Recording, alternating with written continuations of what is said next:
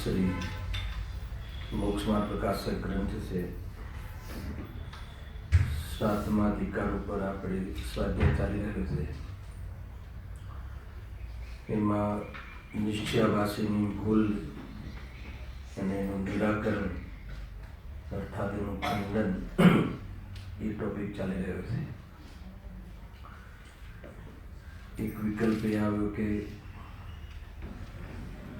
ચતુર્થ કાલમાં તો 24 પદ કલ્યાણ થાય છે, 24 જ થાય છે.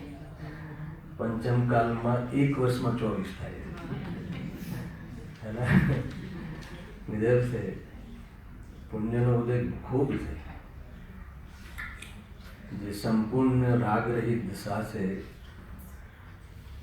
એવા મહાપુરુષ વિતરાગી દેવની જે સ્થાપના છે એ વાસ્તવમાં બહુ ઉત્કૃષ્ટ કાર્ય છે. ઘણી વાર એવું ખ્યાલ આવે કે લૌકિકમાં આપણે સામાન્ય આપણું જીવન જે ભદ્ર હોય, મનમાં પાપ ના હોય, સમજી લો ને, માયાચારી, સ્થૂલ માયાચારી ના હોય,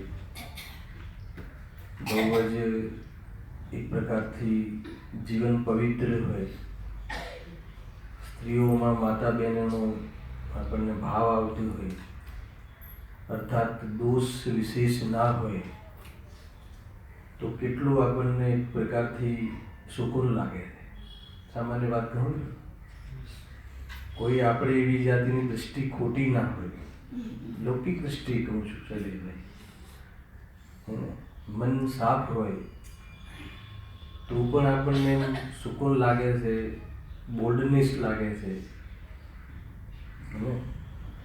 તો જે જીવને દોષોની દ્રષ્ટિ છૂટી ગઈ હોય અને કણ જેટલા દોષ રહ્યા હોય એવી મુનિ દશા હોય, અર્થાત સંપૂર્ણ દોષ છૂટી ગયા હોય એવી હિરેન દશા હોય, તો એક આપણે ઇમેજિન કરી શકીએ છીએ કે કેવો આનંદ હોય. બહુ વિચાર આવે. આપણે એક સામાન્ય સ્થૂળ દોષો નથી હોતા તો બી આપણને એક અલગ ફિલિંગ આવે છે કે એને આકુલતા ઓછી લાગે છે. તો મને વિચાર આવ્યો કે આ જ્યારે વાત ચાલતી હતી ત્યારે દોષોની દ્રષ્ટિ છૂટી ગઈ હોય, એકત્વ બુદ્ધિ છૂટી ગઈ હોય, એવા સમ્યક દૃષ્ટિજી કણ જેટલી કસાઈ રહી હોય એવા મુનિરાજ, અને જેને સંપૂર્ણ કસાઈ છૂટી ગઈ હોય એવા હરિસિદ્ધ ભગવંત, એવા આત્માઓને, એવા પરમાત્માઓને આનંદની લીલા લહેર હોય. કેવો આનંદ હોય, તમે એક ઇમેજ કરી દો. એના પરથી ખ્યાલ આવ્યો આ તો પ્રતિષ્ઠાઓનું મોસમ છે. ખરેખર તો પ્રતિષ્ઠાનું મોસમ એટલે સમ્યક દર્શનની મોસમ. કેમ કે પ્રતિષ્ઠામાં એક આત્મામાંથી પરમાત્મા કેવી રીતે બનાય એની વિધિ બતાવવામાં આવે છે. અર્થાત એક આત્મા પરમાત્મા કેવી રીતે બને છે એનો પ્રયોગ છે, એનું નામ પ્રતિષ્ઠા છે. અદ્ભુત કાર્યક્રમ છે અને લગભગ દરેક જીવો એનો લાભ લેવો જોઈએ. અહીંયા આપણે જે વિષય ચાલે છે, ગઈકાલથી આપણે વાત ઉપાડી છે, એમાં પેજ નંબર 201 ઉપર ચર્ચા ચાલી રહી છે. એમાં નિશ્ચયાવાસી ને જ્યારે એનું માન્યતા જે છે કે વર્તમાન પર્યાયમાં પણ અમને રાગનો અભાવ છે, અર્થાત જે પણ કંઈ રાગ તમને ખ્યાલમાં આવે છે એનો કરતા તો કર્મ છે, અમે તો કરતા જ છીએ, એમ આભાસ થઈ જાય છે રાગના અભાવનો, અને રાગરૂપ પ્રવૃત્તિનું પોષણ ચાલુ રહે છે, એવી ભૂલ નિશ્ચયાભાસી દ્વારા થતી હોય છે. તો એ આગમનો આધાર આપીને પ્રશ્ન કરે છે. એ પ્રશ્નની ચર્ચા કાલે થઈ હતી કે 37 નંબરનો જે શ્લોક છે સમયસાર કળશમાં, આચાર્ય અમરચંદ્રદેવ સ્વયં કહે છે કે વર્ણાદિ અને રાગાદિ ભાવ બધા ભૂગલમય છે, આત્માથી ભિન્ન છે. અનેક શાસ્ત્રોમાં આ પ્રમાણે આધ્યાત્મ શાસ્ત્રોમાં વાત કરી છે. એટલે અમે રાગાદિને પૂતગલના કહીએ છીએ, જીવના નથી કહેતા. તો તમે જ કહો કે પછી રાગાદિને પૂતગલના કહેવાનું પ્રયોજન શું છે? એ જે પૂતગલના કહે છે કેવી રીતે કહે છે? પ્રશ્ન ખ્યાલ આવ્યો? અગર ઉત્તર જો જબરજસ્ત છે. ઉત્તરની બી આપણે 3-4 પંક્તિ થઈ હતી, આગળની વાંચીને શરૂઆત કરીએ છીએ. જો રાગાદિ ભાવ પરદ્રવ્યના નિમિત્તથી ઔપાધિક ભાવ થાય છે, અને આ જીવ તેને સ્વભાવ જાણે છે. આટલી પંક્તિ પર એનો જવાબ છે કે અમે રાગાદિ ભાવને જ્યારે પૂતગલના બતાવતા હોઈએ તો એ જીવો માટે આ દવા છે કે જે રાગાદિ ભાવોને સ્વભાવ માની લીધો છે. ગજબની વાત છે કે ભાઈ રાગાદિ ભાવ જેવી રીતે જ્ઞાન આત્માનો સ્વભાવ છે, એવી રીતે રાગાદિ ભાવ આત્માના નથી. અને એ વાત અહીંયા કહેવી છે. સ્વભાવની સામે જોવામાં આવે તો રાગાદિ ભાવ પર છે, પૂતગલના છે, અનુભવવા લાયક નથી. એને એમાં કોઈ પ્રાઉડ ફીલ કરવા જેવા નથી કે એમાં હિ નથી, આત્માને અનુભવ કરવા જેવું નથી. એને લઈને એ જબરજસ્ત વાત છે.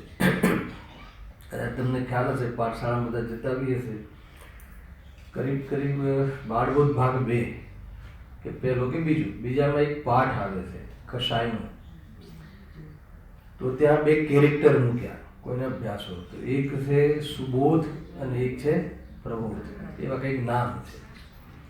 તો પ્રબોધ सुबोधने कहे से कि हे सुबोध, तुम जो ये कहते हो कि आत्मा तो ज्ञान स्वभावी है और जानने देखने का ही कार्य करता है और रागादि भाव रूप नहीं करता, तो क्या आत्मा क्रोध नहीं करता? क्या आत्मा मायाचारी नहीं करता? तो दिखाई दे ना समाज में, तो संसार में तो क्या ये सब नहीं करता? तो क्या जवाब आपे थे क्यों नहीं करता? करता है ना. બાળબોધ પાઠનો પાઠ કહું છું, સમયસારની વાત ત્યાં કેવી રીતે મૂકી છે આપણે જૈન શાસનમાં कि क्यों नहीं करता? करता है. मगर जैसे ज्ञान जानना देखना आत्मा का स्वभाव है, ऐसा राग द्वेष आत्मा का स्वभाव नहीं है, विभाव है. નાના બાળકોને પાઠશાળામાં બધા ભણાવીએ છીએ આપણે.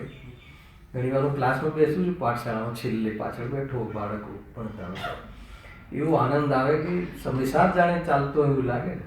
બહુ એક સાદી સીધી ભાષામાં બાળકોને બેસવામાં આવે કે એ છે ને પણ એનું કંઈ સ્વભાવ નથી, એ દુઃખદાયક છે.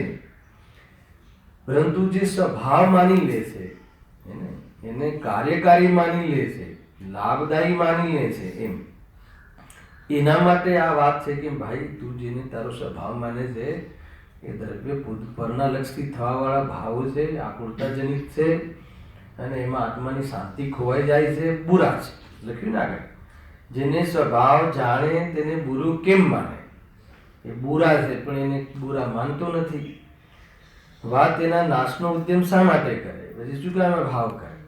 આખું દુનિયા, આખું જગત, અરે કોઈ તો એવી જાતિના તર્ક કરે કે તમે આ પુણ્ય ભાવને પણ તમે જે હે માટે પૂરી તાકાત લગાવો છો સમીસારના માધ્યમથી, પણ જ્ઞાનીઓ સ્વયં ભક્તિમાં દેખાય છે કે નહીં? અરે સ્વયં સમયસાર લખવાનો ભાવ આચાર્ય અમરચંદ્રદેવને આવ્યો કે નહીં? આવું તર્ક આપો. બોલો, શુભાવ આવ્યો કે નહીં? શુભાવ કરે છે કે નહીં? કરે છે. અરે આવે છે કે કરે છે કે જે પણ કંઈ હોય, પણ એનો ત્યાગ કરવાનો પુરુષાર્થ કરે છે, આવે છે એટલે જ તો એનું વિધ્યાન કરી અને એને આત્માના સ્વભાવમાં એને ન મેળવીને અનુભવ કરવાનો પુરુષાર્થ કરે છે. એ બધું તને દેખાતું નથી. અંતરંગ જીવન તો જ્ઞાનીઓનું દેખાતું નથી. એ બહારની ક્રિયાઓ અને એ જે પરિણામો, ક્રિયાના આધારે થતા પરિણામોની જ તું તો એને કદર કરે છે અથવા એની ઓળથી તું જ્ઞાની અજ્ઞાનીના ભેદ કરે છે. ગજબ છે. હું તો જ્યારે જ્યારે કસાયની અને શુભ વાત આવે ને ત્યારે હંમેશા કહું છું કે લોકમાં તો જ્યારે શરૂઆતમાં ગુરુદેવસિંહના પહેલાંની વાત છે અથવા આપણને પરિચય નહોતો ત્યાર પહેલાંની વાત છે કે આખું જગત ક્રોધને જ કસાય માને, રાગને કોઈ કસાય આજે બી માનવા તૈયાર ન થાય. આ બહુ કસાયવાળો જીવ છે,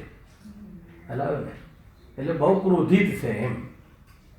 પણ કોઈ રાગ બહુ વિશેષ આવતો હોય, આખા સંસાર ને સમાજ પ્રત્યે દયાનો ભાવ હોય તો એ તીવ્ર કસાય કહેવાય કે ના કહેવાય? અરે તીવ્ર રાગ કહેવાય કે ના કહેવાય? તીવ્ર રાગ આ ભલે એનો બંધનું કારણ છે, એનાથી તીર્થંકર ગોત્ર બંધ થાય છે કે નહીં થતો, એ તીવ્ર કસાય છે ને. તીવ્ર શુભ રાગથી તીર્થંકર ગોત્ર જેવું બંધ થાય છે, તીવ્ર શુભ રાગથી સાતમી નરક જેવું બંધ થાય છે. પણ અબંધ તો એક કે ભાવ નથી. તો આ અહીંયા કહે છે. એટલે આ જીવને એના કોઈ સારા કાર્યો, શુભ કાર્યો જે લૌકિક દૃષ્ટિ કહેવાય, મોક્ષ માર્ગમાં તો એની કોઈ કિંમત નથી. એની કોળીની કિંમત છે, હોય ખરું પણ જેની કિંમત ન ભાષે. જે જીવ સંયોગો અને સંયોગી ભાવથી પોતાનું મૂલ્યાંકન કરે છે, પોતાના જીવનને રચના કરે છે, એના આધારે પોતાના જીવન જીવવાની એને ટેક લીધી છે, એ જીવ હર શ્વાસમાં દુઃખી છે. કેમ કે અધ્રુવ ભાવ છે. ગમે તેવો મતલબ કે મોટી મોટી પ્રતિષ્ઠા કરવાનો ભાવ આવ્યો હોય, પરંતુ એ ભાવ વયના વેગ જેવો છે. ક્યારેક તો એમાં જઈને દર્શન કરવાનો ભાવ ના આવે. સ્વયં પ્રતિષ્ઠા કરી હોય દિલીપભાઈ, જોઈ લેજો એ નહીં. ગજબ છે. બહુ અપલક્ષણ હોય છે. અને ક્યારેક તો જે પોતે પ્રતિષ્ઠિત કરી હોય ને જેના નિમિત્તથી ત્યાં દર્શનનો ભાવ આવે, એ વળી અલગ રોગ છે. એ અમારા ભગવાન 24માં અમારા ભગવાન કયા કે જે ભગવાનની પ્રતિષ્ઠા અમારા કુટુંબે કરી છે, અમારા ભગવાન ચલાવે કે નહીં, ત્યાં જ કેમ કૂદવાનો અને નાચવાનો ભાવ આવે છે. એ બધું અંદરમાં બધું ચાલે છે. પ્રત્યક્ષમાં બહુ મીઠાશ હોય છે મિથ્યાત્વની. આ ભગવાન અમે બિરાજમાન કર્યા, એ ભગવાન સર્વકી ભગવાન સામે એમની ચોકટ ઉપર જે ભગવાનની આજ્ઞાની વિરુદ્ધમાં કામ થઈ રહ્યું છે, એને ખ્યાલ નથી. હિમ શિલા મિથ્યાત્વ કી ગલતી નહીં, મોહ કી ગહેરાઈયા છૂટતી. બહુ મીઠું લાગે, શાંતિ લાગે કે આજે તો બસ બધું કામ પરવારી ગયા, આજે ભગવાનની પ્રતિષ્ઠા કરી છે. અરે ભગવાનની પ્રતિષ્ઠા આવી તો તે અનેક વાર કરી, એના નિમિત્તમાં એટલું ફલ તો મળ્યું છે કે તને આ ફિલ્ડ મળ્યું છે, એટલું જ છે એનું બસ. પણ એ ફિલ્ડ મળીને પછી ભગવાનની પ્રતિમાઓ પ્રતિષ્ઠા કરવા કરતાં ભગવાન બની જવું, આ જીવન ભગવાન બનવા માટે છે, કોઈને ભગવાન બનાવવા માટે નથી. આખો જે માર્ગ છે ને એ આ રીતનો છે. ખેર થોડીક 2 દિવસથી આ પ્રતિષ્ઠાઓનું જે આમંત્રણ આવે છે એટલે થોડાક વિચારો આવી જાય એટલા માટે. ક્યારેક ક્યારેક કોઈ વખત મળી જાય છે તો પ્રતિષ્ઠાઓમાં પ્રવચનનો, તો લોકોને આખું જે પ્રતિષ્ઠાનો જે આપણને એનો લાભ લેવાનો જે વિધિ છે ને આ રીતની છે. ત્યાંના સાંસ્કૃતિક પ્રોગ્રામો કે ત્યાંની જે ઠાઠ કે ત્યાંની જે બહારની પ્રવૃત્તિ, અને એમાં કાંઈ જોવા જેવું નથી. એ તો જીવની જે રાગની વિકૃતિ છે, અને ક્યારેક ક્યારેક તો 21મી સદીનો જે એને પ્રભાવ છે એ પ્રભાવ પ્રતિષ્ઠામાં દેખાય છે ક્યારેક તો. અને આમે એ તો શુભ ભાવ છે, એને ધર્મ તો છે નહીં, પણ ક્યારેક ક્યારેક પાપ પરિણામ થઈ જતા હોય છે. જોઈ લેજો હે ને. જ્યારે આવી વાત કરીએ ને ત્યારે આપણે બહુ અપ્રિય લાગીએ છીએ. હમણાં વસ્ત્રાપુરની પ્રતિષ્ઠા થઈ એટલે 2-4 દિવસ માહોલ રહે ને મગજમાં, થોડા આપણે હવે આવતું હોય તો ઘેર બેસીને બી આપણને જોવા મળે છે. તો ક્યારેક ક્યારેક પ્રવચનમાં એની કોમેન્ટ્સ થઈ જાય તો લોકોને એમ લાગે કે એને આપણે પછી અપ્રિય લાગીએ ને કે અમે આટલો સરસ પ્રસંગ કર્યો, કરોડોની ધાણ કરી, આંધણ કરી, જે કહેતા હું તમને. તો અને પછી બી એનું કોઈ પ્રશંસા, અરે વાત પ્રશંસાની નથી, વાત પ્રયોજનની. અગર જો પ્રતિષ્ઠા એક એવો પ્રસંગ છે કે સમ્યક દર્શનનું ઉત્કૃષ્ટ નિમિત્ત છે પંચકલ્યાણક, તો સમ્યક દર્શન સંબંધી તો કોઈ પ્રોગ્રામ જ નહીં અને એ સંબંધી કોઈ પ્રકારની તૈયારી જ નહીં, તો પછી એ પંચકલ્યાણકને શું કહેવું જોઈએ? તો એટલા માટે ક્યારેક અંદરમાં આકુરતા થતી હોય છે એટલે કથનમાં આવતું હોય છે, રાગનું કામ છે. બાકી ઉપદેશ તો આપણો હોય નહીં, ઉપદેશ તો શ્રી તીર્થંકરનો, જ્ઞાનીઓનું હોય છે. ખ્યાલ એટલી વાત છે. ખેર આગળ અસ્તુ.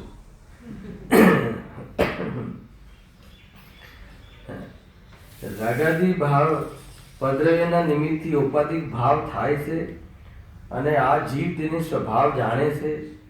જેને મને તો ખરેખર ક્યારેક આ એમાં એવું મત દેખાય કે જ્યાં ઔપાધિક ભાવ કીધો ને ત્યાં જ આ ભાવ થઈ શકે છે એ દેખાય. નવમાધિકારમાં છે આ, હે ને? ત્યાં કહ્યું કે આ રાગ દ્વેષ જ દુઃખનું કારણ છે, તમે સિદ્ધિ કરી તો કે સાહેબ એનો અભાવ થઈ શકે છે? કે આ થઈ શકે છે. કેમ અભાવ થઈ શકે છે? એને જેમ, કેમ કે ઉપાધિ ભાવ છે, એને ઉપાધિ ભાવ છે. જેમ પાણીને જે અગ્નિનો સંયોગ છે અને ગરમ થાય છે તો એનો સંયોગ પણ મળતા પોતાનો સ્વભાવ પ્રગટ કરી લે છે, એમ નિમિત્તની દ્રષ્ટિ છૂટતા ઉપાદાનની શક્તિ ખીલી શકે છે. અને એવી જાતિનો ત્યાં ઉપદેશ આપવામાં આવે. મને આમાંથી એ બધું દેખાય છે. ખ્યાલ આવ્યો કે નહીં? 14-15 ગાતા છે કે નહીં? બદ સ્પષ્ટવાદી ભાવો જે કહ્યા, તમે એક બાજુ કહો છો કે આત્મા બદ સ્પષ્ટ અનન્ય, હે ને, નિયત એક જે, હે ને, તો એવા સુંદર સુંદર વખાણ કર્યો છે. તો અમને તો આ બદ સ્પષ્ટ આદિ જે પરિણામો છે તો કે સાહેબ એનો ભાવ થઈ શકે છે? ત્યાં કહ્યું તો કે હા થઈ શકે છે. કેમ? કેમ કે એક ક્ષણિક ભાવ છે, અસત ભાવ છે, ત્રિકાલ ભાવ નથી, એટલે થઈ શકે છે. એટલે જે ઉપાધિ ભાવ કહેતા હે ને, એમાં એ ડિગ્રી મળી ગઈ એમની સમજ ઉપાધિનો અર્થ કે આ ઉપાધિઓ છે અને ઉપાધિઓ તો એ તો વ્યાધિ છે, રોગ છે, તો એ દૂર થઈ શકે છે. કેમ કે રોગ છે. પણ ક્યારે થઈ શકે? કે રોગ લાગવો જોઈએ. રોગ ન લાગે તો એ પંડિતજી કહે છે કે એને રોગ ન લાગે, એનું નેચર લાગે, સ્વભાવ લાગે, એને એમાં ઉત્કૃષ્ટપણું લાગે, તો કેવી રીતે એ પછી એનો ભાવ કરે, હે ને? એટલે ગુરુદેવ શ્રીનું જ્યારે ક્યારે બી પ્રવચનો એકવાર તો આવે, આ પૂજા પાઠ ભક્તિને ભાવ, હે ને, કેમ કે દુનિયા એની પાછળ એટલી મોહિત થઈ જાય છે, કેમ કે પ્રશંસનીય ભાવ છે, પુણ્ય ફલદાયી છે, એને પાપની અપેક્ષા એ લોકો એની વિશેષ એના પર એને નોટિસ કરે છે. તો એને એવું લાગે છે કે બસ આપણું તો જીવન આ જ છે, આપણે તો જીવનમાં બહુ બધું કર્યું, તો કહે છે કે એકાદ ભાવ તું સ્વર્ગમાં જઈ આવીશ, એનાથી વિશેષ કાંઈ નથી કર્યું, અને ગતિરહિત થવાનું કાર્ય કર્યું કે નહીં. વાસ્તવમાં દ્રષ્ટિનો ખેલ છે આ, દ્રષ્ટિનો ખેલ છે, હે ને? બસ અભિપ્રાયનો ખેલ છે, આ માન્યતાનો ખેલ છે. મોક્ષ માર્ગની રચના, એનો વીર્ય એ વાસ્તવમાં અભિપ્રાય અર્થાત તો માન્યતાના આધાર ઉપર, શ્રદ્ધાના આધાર ઉપર છે. શ્રદ્ધા વગર બધા ખેલ ખોટા છે એમ અહીંયા કહે. વિચાર કરી એટલે જેવી તમને બહારના કોઈ પરિણામો પર નહીં રીઝતા કે બહારની કોઈ ક્રિયાઓ ઉપર કોઈ વિશેષ, હે ને, એને મિલાવીને કોઈ અનુભવની વાત નથી. અંદરનો અભિપ્રાય શું છે, હે ને, આપણે એના પર બહુ વિચાર કરીએ અને એના પર વિચાર કરીને જો અભિપ્રાય, હે ને, એ રીતે આજ અમારો ઉપયોગ પલટ્યો, પછી શું કે ઉપયોગ પલટ્યો ને અભિપ્રાય પલટ્યો. ખાલી ઉપયોગ પલટવાનું નામ દરેક નથી, એ તો ટેમ્પરરી પાપનો ભાવ છે, હે ને? આપણે ઘરમાંથી અહીંયા આવ્યા છીએ તો અત્યારે પાપનો ઉપયોગરૂપ પાપ નથી, પણ પાપની દ્રષ્ટિ, હે ને, અંદરમાં બરાબર તાજી રાખે છે, એની તાસીર નથી છોડતું એ જીવ, એટલે એનો રોગ નથી મટતો એ જીવ, એટલે એને મૂળમાંથી મટાડો. મૂળમાંથી મટાડવાની વાત છે કે નિશ્ચયાભાસ મટાડો, વ્યવહારાભાસ મટાડો, ઉપયાભાસ મટાડો. ખ્યાલ આવે છે કે બહુ શાંતિથી વિચાર કરજો. મને જરા પણ આ અધિકારમાં આગળ ચલાવવાની કે એને ફટાફટ ચલાવવાની જરા પણ ઉતાવળ નથી, કેમ કે આ એવી ભૂલો છે કે જે, હે ને, એક મંદિરોમાં જોવા મળે છે, જે ધાર્મિક કાર્યક્રમોમાં જોવા મળે છે, જેનું જીવન બાહ્યમાં ધર્મમય છે, અને હજુ સુધી એને ધર્મનો પ્રારંભ નથી થયો, તો એના માટે બહુ જ આ મહત્વપૂર્ણ ટોપિકો છે. ક્યાં ફસાવી રહ્યા છીએ આપણે? એ પ્રશ્ન તો કરીએ છીએ કે હે ને કેટલા અંગનું જ્ઞાન? 11 અંગ 9 પૂરોનું જ્ઞાન હોય, એને બાહ્યમાં મુનિ દશા હોય, નિરતિચાર પાલન હોય, 28 મિનિટનું પાલન, પણ ભાઈ એ તો બતાવો તોય મિથ્યાત્વ કેમ રહી જાય છે? અરે એટલા લેવલની જ્ઞાનનો વિકાસ અને એટલા લેવલની વિશુદ્ધિ પરિણામોમાં તો બી કહે છે કે મોક્ષ માર્ગનો અધિકારી નહીં. અને છંદોજા રાણીઓની વચ્ચે રમે છે અને તમે એને મોક્ષનો અધિકારી કહો છો, કે આ મારા સમજમાં જૈન ધર્મ આવતો નથી. હલાવે કે નહીં ભાઈ? બહુ એ આ બધી દ્રષ્ટિની ઓરથી સમજવાની વાત છે. અને પરિણામોની ઓરથી જ્યાં સુધી દ્રષ્ટિ એટલે પાયો, અગર પાયો ના નાખ્યો હોય તો એવા મકાનનો તું ભરોસો નહીં કરતો, ફસાઈ જઈશ, છલાઈ જઈશ. હલાવે કે નહીં? જે મકાન બહુ મલ્ટી સ્ટોરી મકાન જોરદાર બનાવ્યું હોય ભાઈ, પણ એમાં પાયો જ ના બનાવ્યો હોય તો લો પ્રકાશ ફ્લેટ લો કે ના લો, એમાં છે એના કરતા ઝૂંપડું સારું આવે છે. આ મેટર છે. એટલા માટે બહુ આ અધિકારનો વિચાર કરજો. જો શું કહે છે હવે, એ સિદ્ધાંત પણ વિપરીત છે. ફરીથી સૌભાગ્યના નાશનો ઉદ્યમ શા માટે કરે? હવે એ સિદ્ધાંત પણ વિપરીત છે. કયું સિદ્ધાંત? સ્વભાવ માનવો, રાગને પોતાનો માનવો. પોતાનો માનવો, પોતાનો નથી, પોતાનો નથી રાગ. ત્યાં જ બધી મેટર છે. એક બાજુ કહે કે પોતાનો માનો, એક બાજુ કહે પોતાનો માનો. પોતાનો માનો એટલે મારા સ્વયંથી થયો છે, અને જે દોષ તરીકે માનવો એનો અર્થ કે પોતાનો ના માનવો, હે ને? અને જે ગુણ તરીકે માને છે એનો અર્થ કે આને પોતાનો માન્યો. આટલું જ છે ફરક, કશું નથી કાંઈ બહુ આમાં તોફાન નથી કાંઈ. આ તો બહુ જ અલ્પ બુદ્ધિમાં સમજમાં આવે એવી વાત છે. આ કોઈ એના માટે કોઈ બહુ મોટી બુદ્ધિ કરનાર યોગ સમજવા માટે જેટલી બુદ્ધિ જોઈએ ને એટલી બુદ્ધિ આ સમજવા નથી જોઈતી. અધ્યાત્મના શાસ્ત્ર અને અધ્યાત્મની જે અપેક્ષાઓ છે, એની જે એપ્રોચ છે, એનો દૃષ્ટિકોણ છે, અગર એ અનુસાર જો દ્રષ્ટિ થઈ જાય તો કહે છે કે અધ્યાત્મ પ્રગટ થઈ જાય. અધ્યાત્મ એટલે આત્મા જણાઈ જાય. આત્મા જણાઈ જાય એટલે શું? મોક્ષ માર્ગમાં પ્રવેશ થઈ જાય. હલાવ્યો? આ બહુ ઊંચી વાતો છે. હવે એ સિદ્ધાંત પણ વિપરીત છે. તેને છોડાવવા માટે સ્વભાવની અપેક્ષાએ રાગાદિકને ભિન્ન કહ્યા છે. રાગાદિકને પૂતગલના ભિન્ન કદાચ કોઈ અધ્યાત્મના જોરમાં એમ કહી દે કે એને રાગાદિકની પર્યાય તો આલોક આકાશના છે. અરે તું જુદા બતાવવા માટે એટલું જરૂર કહી દે, એનો પણ નિષેધ નથી તારી તાકાત હોય તો, પણ તું હું પરિણમ્યો છું એ દોષ તરીકે તને સ્વીકાર છે કે નહીં એ કે પહેલા? હલાવે કે નહીં? ગજબની વસ્તુ છે આ, હે ને? જો આત્મા રાગાદી ભાવ આત્માના સ્વભાવમાં નથી, એ ત્રૈકાલિક સત્ય છે, અને એની પર્યાયમાં છે, આત્માની પર્યાયમાં છે ક્ષણિક સત્ય છે. તો ક્ષણિક સત્યને ક્ષણિક સત્ય તરીકે માનવું અને ત્રિકાળ સત્યનો અનુભવ કરવો, એને આશ્રય લેવો, એનું નામ મોક્ષ માર્ગ. ગુરુદેવશ્રી એ વાત ક્યાંથી કાઢી કે ભાઈ જાણેલો પ્રયોજનવાન છે. વ્યવહાર અથવા વ્યવહારનો વિષય સુભ્રાગ એ શું છે? જાણેલો પ્રયોજનવાન છે. કોઈ કહે કે જાણવો જ નહીં તો ગુરુદેવશ્રીનો વિરોધી છે. એમને કહ્યું ને જાણેલો પ્રયોજનવાન. જાણેલો પ્રયોજનવાન અર્થ જો રાગાદી ભાવ, શુભ્રાગાદી ભાવ, વ્યવહાર. વ્યવહાર એટલે વ્યવહારનો વિષય. શુભ્રાગ વ્રતાદિ, દયાદાન વ્રતાદિ, એ શું છે ભાઈ? જાણેલો પ્રયોજનવાન છે. એટલે શું? હવે આ કોના માટે કહીએ છીએ? ખ્યાલ? આ વ્યવહારાભાસી માટે ભાઈ જાણેલો પ્રયોજનવાન છે. એને જાણવું જોઈએ કે હજુ તારામાં આટલી ખોટ ઊભી છે. આદરો પ્રયોજનવાન નથી. ખ્યાલ? આદરો એટલે એના આશ્રય કોઈ તું તારા જીવનની રચના કરતો હોય, એના આશ્રય તું કોઈ પુરુષાર્થ સમજીને મોક્ષ માર્ગની તું વિધિ સમજતો હોય તો કે ભૂલ કાઢી નાખજે. ખ્યાલ આવ્યો કે નહીં? આ રીતે છે. એ રીતે જાણેલો પ્રયોજનવાન એ રીતે છે. આનો ટોન છે. અરે જાણેલો જ પ્રયોજનવાન છે, કોઈ આદરવા લાયક નથી. અને જાણેલો પ્રયોજનવાન છે એટલે શું? જાણવું જોઈએ. આત્માને જાણવો જોઈએ કે વ્યવહારને જાણવો જોઈએ? લોકોને બહુ પરેશાની છે આ બધી. બોલો દિલીપ, આત્માને જાણવો જોઈએ કે વ્યવહારને જાણવો જોઈએ? શુદ્ધના વિષયને જાણવો જોઈએ કે વ્યવહારના વિષયને જાણવો જોઈએ? અરે જ્ઞાન અને શ્રદ્ધાને મિક્સ નહીં કર. નિશ્ચય વ્યવહાર શુદ્ધ જ્ઞાનના અંશ છે, સમ્યક જ્ઞાનના અંશ છે. જ્ઞાનીઓને આત્મદૃષ્ટિ વાળા જીવોને આ બેને પ્રગટ હોય છે, એને બંનેને યથાર્થ જાણે છે, પણ દ્રષ્ટિ સ્વભાવ પર હોય. તું શ્રદ્ધાની વાત જ્ઞાનમાં ઘૂસાવે, જ્ઞાનની વાત તું શ્રદ્ધામાં ઘૂસાવે છે. જાણવાની વાત આવે તો બધાને જાણવાનો સ્વભાવ છે, પણ જ્યારે અપનાવવાની વાત આવે ત્યારે મને ખબર નથી કે રાગ કોણ છે સાહેબ, મને ખ્યાલ નથી કે શરીર કોણ છે. એ જેનું હોય એ જાણે, જે જેનું હોય એ એનું જ હોય. ઉપયોગમાં છે, ઉપયોગ ક્રોધાદીમાં નથી.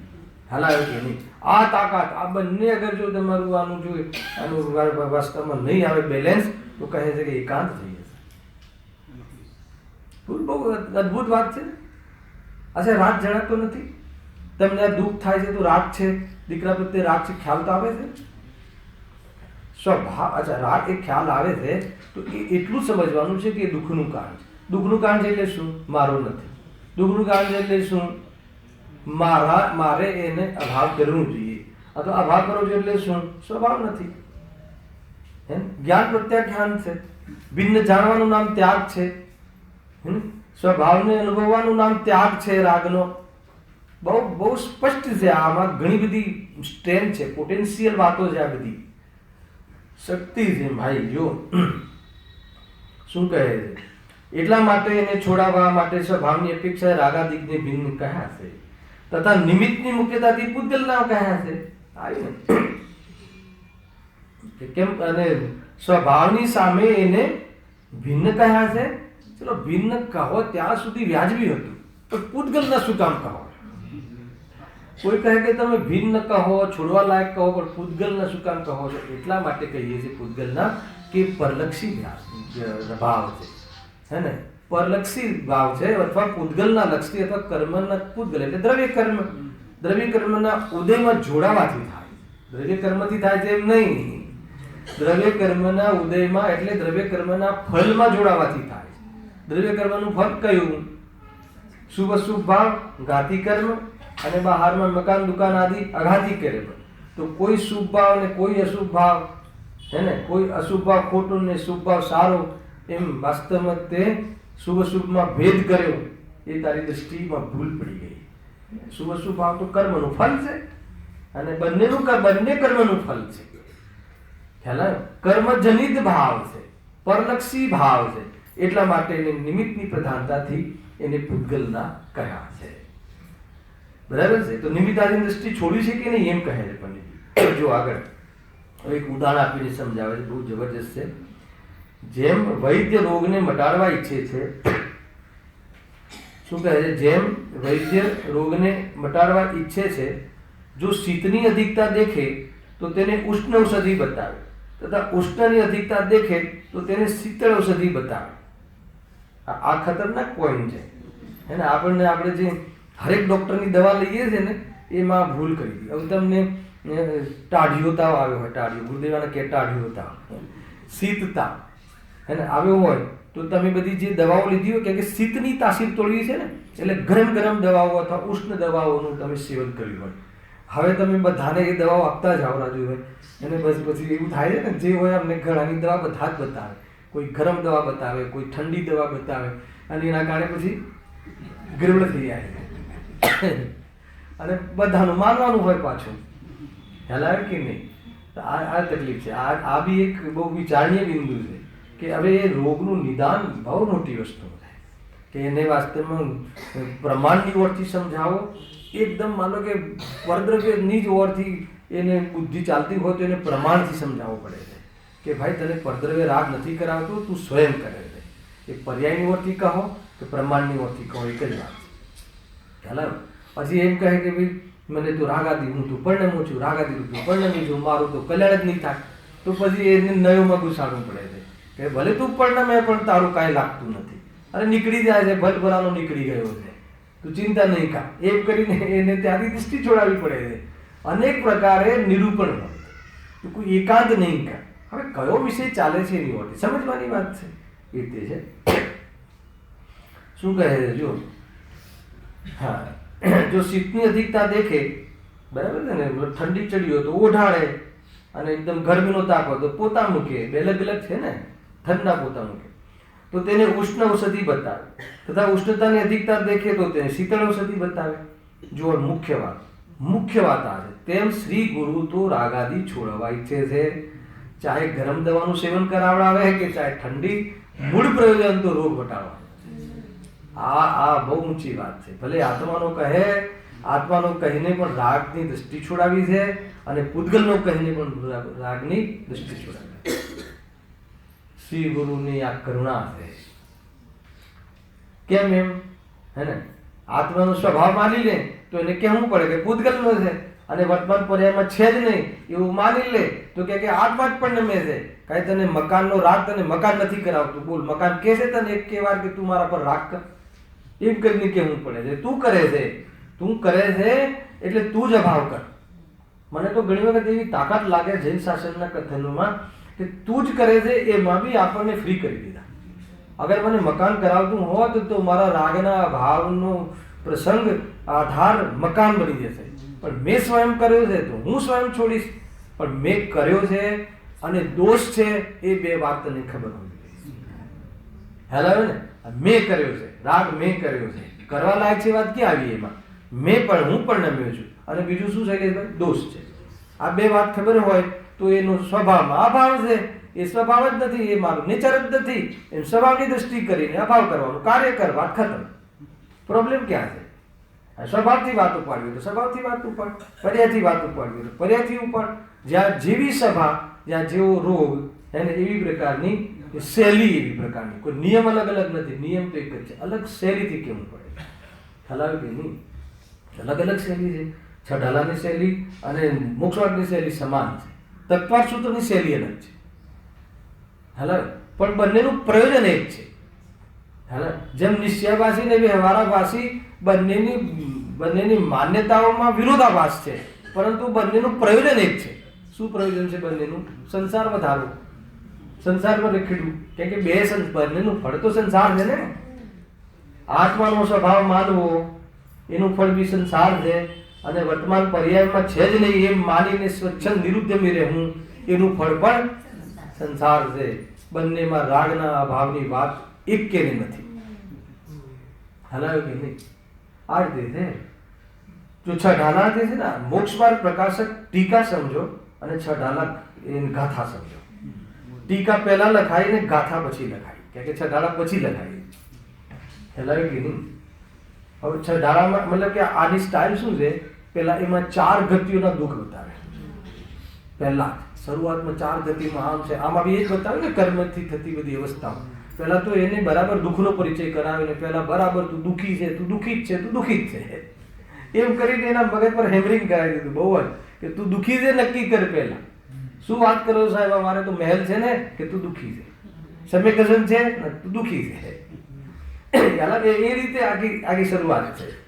અને તત્વાર સૂત્રમાં કે તું દુઃખી છે વાતને એ સમજે છે આચાર્ય ઉમા સ્વામી દેવ કે આ દુઃખી છે એટલે જ આવ્યો છે, તો એને દુઃખી છે વાત કાઢતા જ નથી. સમ્યક દર્શન, જ્ઞાન, ચારિત્રાણી, મોક્ષ માર્ગ જ્યાં મજા કરે. અને ગજબ શૈલી છે. તમે વિચાર કરજો આચાર્યોની, જ્ઞાનીઓની જે પદ્ધતિ છે નિરૂપણ કરવાની. હવે કોઈ કે આ મોક્ષ પ્રકાશક ને છદાળામાં તો ગતિઓ બતાવી છે, આપણે તો બધા મુમુક્ષુ છીએ, આપણે ગતિઓનું શું કામ છે? તો આ બધા જ્ઞાનીઓ નથી. ગુરુદેવશ્રી 7મો અધિકાર પોતાના હસ્તલિખિત હાથે લખ્યો કે ના લખ્યો? એ જે નિશ્ચયાભાસનો અધિકાર હાથે લખવાની શું જરૂર હતી? એક વખત તમને વિચાર આવે છે જ્યારે તમે એકદમ શુદ્ધ એનો અતિરેક કરો છો ત્યારે આ નિશ્ચયાભાસની વાત પણ ગુરુદેવશ્રી ખુલીને ખીલીને કરી છે. ન ગુરુને સમજી શક્યા, ને ગુરુનો મર્મ સમજી શક્યા એના કથનનો, અને એકાંત કરીને આજે એને મોક્ષ માર્ગ ચૂકી ગયો. ગંભીર વાત એ છે. હલાવે કે નહીં? અરે તું આ જ્ઞાન જીનવાણીની કોઈ પણ વાત હોય હે ને, વિતરાગતા પોષક લે, તું તને આવડવું જોઈએ કાઢતા. હલાવે કે નહીં? એ રીતે છે. દોતા આવડવું જોઈએ. કલા છે દોતા, હર કોઈ બેસ દોઈ નથી શકતું. હલાવે કે નહીં? લાત મારે દોતા ના આવડે તો ના ખ્યાલ આવે? લાત મારે નો જીનવાણી દોતા ના આવડે તો ફૂટબોલની જેમ લાતું પડે નરકમાં, સ્વચ્છંદ થઈને નરકમાં જાય છે. એ રીતે છે. વ્યવહારાભાસી થઈને વચ્ચે એકાદ શ્વાસ સ્વર્ગમાં લઈ આવે, પછી એ એકેન્દ્રિયમાં જઈ શકે છે, અને જાય જ એમની જઈ શકે એકેન્દ્રિયમાં. શું થયું એનું વાત? શું થયું? હવે જે રાગાદીને જો બરાબર તેમ શ્રી ગુરુ રાગાદી છોડાવવા ઈચ્છે છે. સૌથી પહેલા વાત, હવે જે રાગાદિકને પરનામાની સ્વચ્છંદી બની આવે ને, પરનામાની કર્મ કરાવે છે, મારો શું દોષ? કર્મ રખડાવે છે, કર્મ સુડાવે છે, અમે તો અમારું અમે કરતા એટલે કર્મ કરાવે કરતા, હું તો કરતા નથી, હે ને? તો પછી કર્મ કરાવે તો નરકમાં કર્મ જશે એમ. પરનામાની સ્વચ્છંદી બની નિરુદ્યમી થાય. આ વાત બહુ લીધી છે પંડિતજી. નિરુદ્યમી થાય, ઉદ્યમ છોડી દે, વેદ વિજ્ઞાન છોડી દે, તત્વચિંતન કરવાનું થતું હશે. તત્વચિંતન કોઈ આત્માની પ્રાપ્તિનો ઉપાય છે? અરે સુગાણીજી ક્યાંથી બોલે છે, હલાવે કે નહીં? અરે હવે ચિંતન જો આ એવું છે ને કે જે મંદિરમાં જ ના આવતો હોય ને એમ કહેવાય કે ભાઈ તું મંદિરમાં આવ, ધર્મ થશે. મંદિરમાં રોજ આવે તો કે ભાઈ તું સ્વાધ્યાય કર, ધર્મ થશે. પણ સ્વાધ્યાય બહુ કરતો હોય એને કહેવાય કે ભાઈ તું સ્વાધ્યાય છોડ, ચિંતન કર તો ધર્મ થશે. પણ ચિંતન બહુ કરતો હોય કે તું ચિંતન છોડ, હવે ચિંતનથી ધર્મ થતો નથી.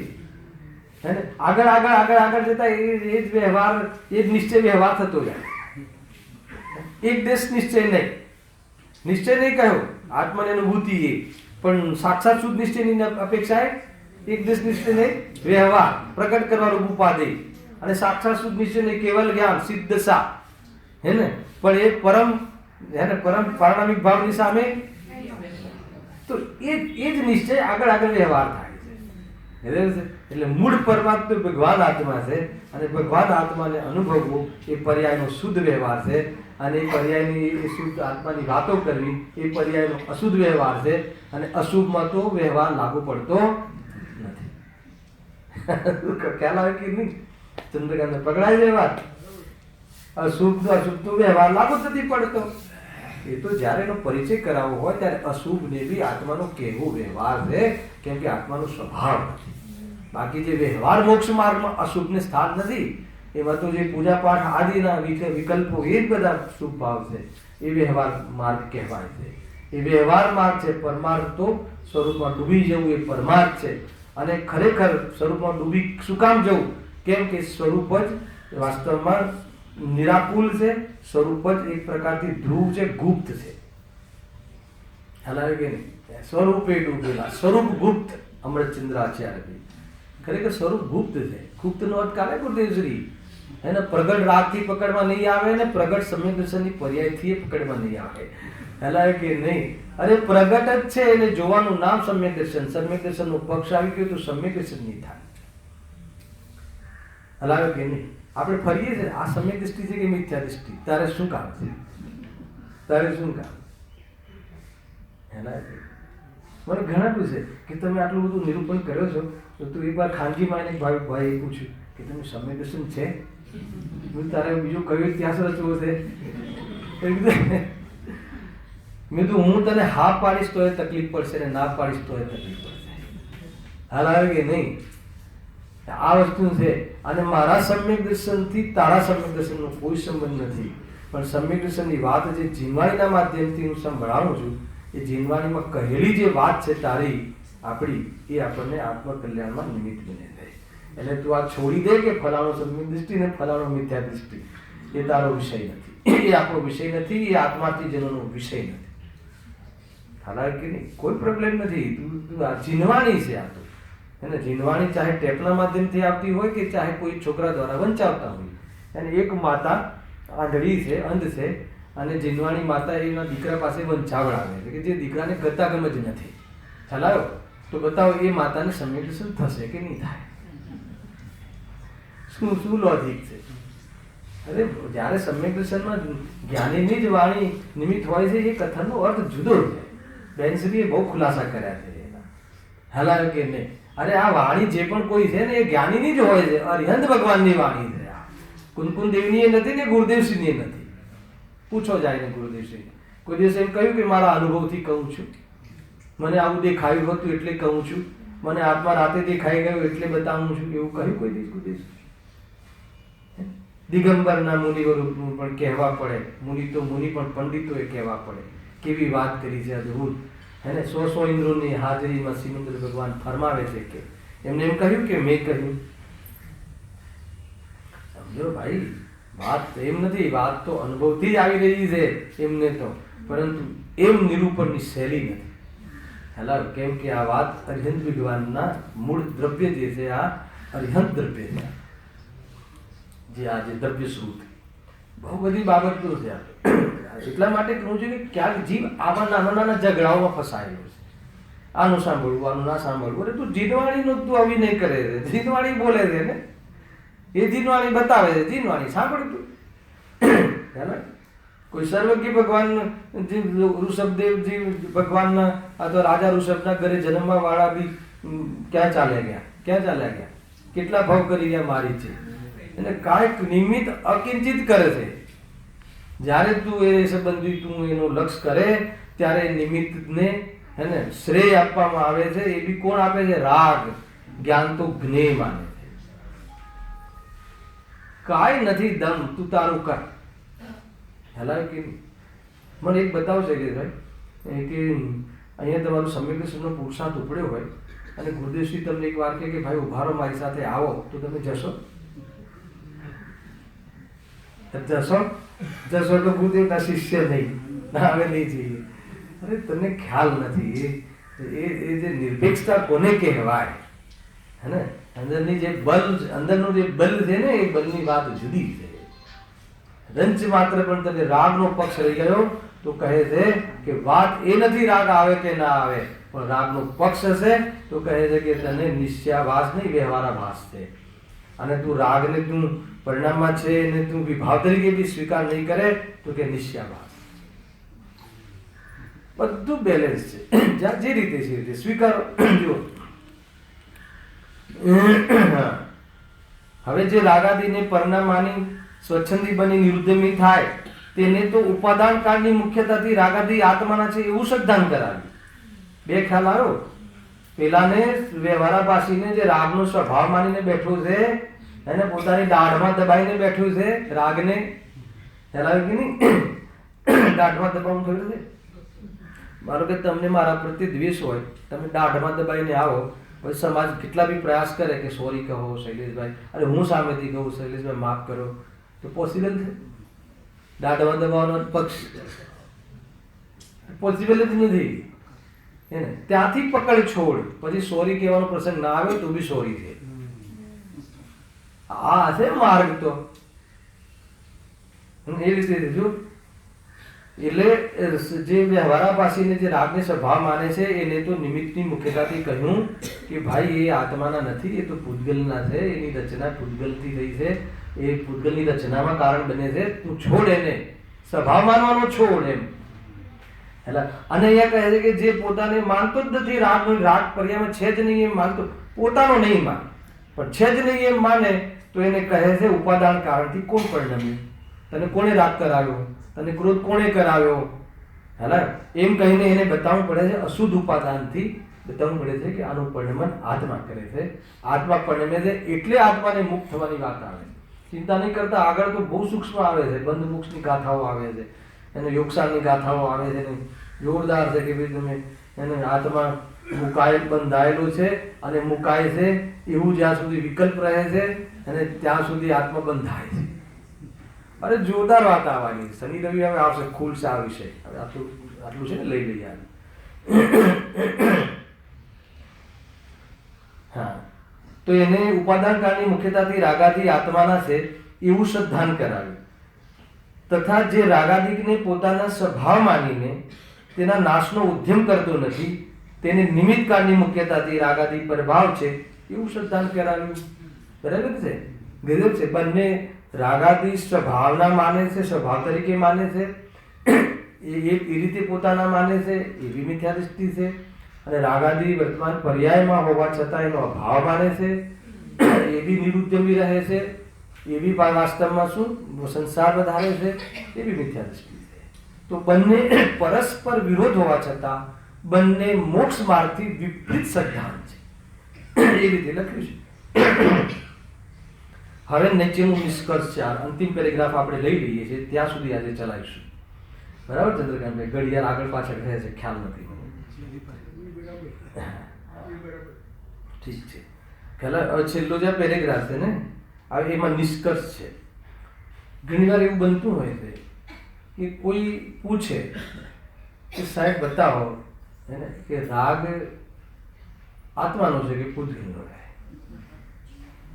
તો પછી આપણે જસ્ટ એવું કહેવા જઈએ કે ભાઈ આ અપેક્ષાથી, તો અપેક્ષા નહીં, સીધી વાત કહો. અને આ બધા અનુભવના પ્રસંગો કહું છું તમને.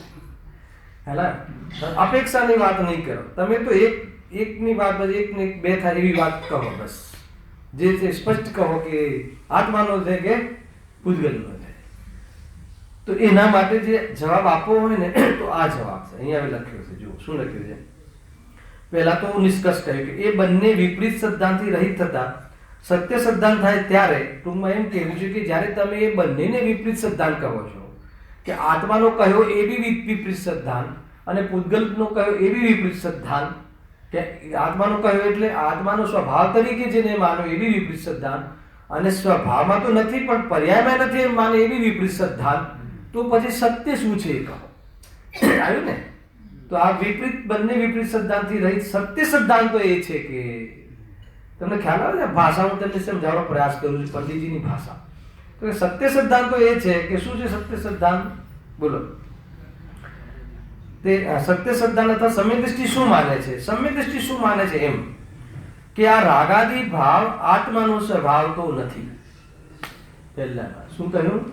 આત્માનો સ્વભાવ નથી. આ ત્રૈકાલિક સત્ય છે, હજી અલ્પ વિરામ છે.